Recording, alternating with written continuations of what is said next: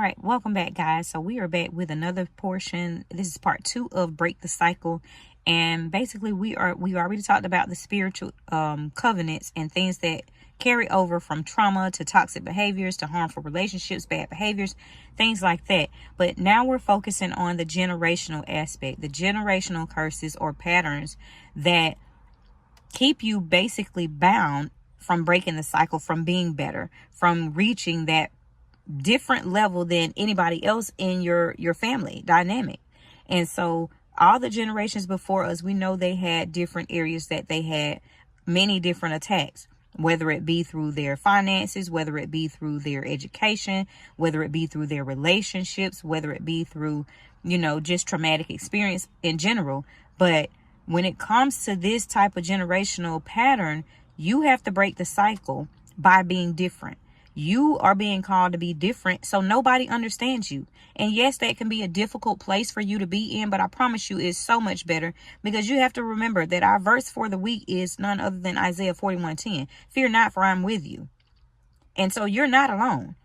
He sees all, he knows all, he knows that he desires to give you a life of abundance, a good life. And so this mindset of saying, hey, you're only going to be persecuted, break that cycle.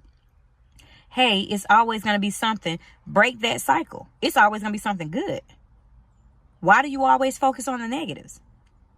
And so you have to get the mindset, the confidence within your mindset, within your spiritual well-being, to say, no, my marriage is not going to be like yours. And just because this is something that has seemed to be systematically evident and visible within our family history, I'm going to be different. It's not going to be the same. It's not going to look like that. You have to break the cycle.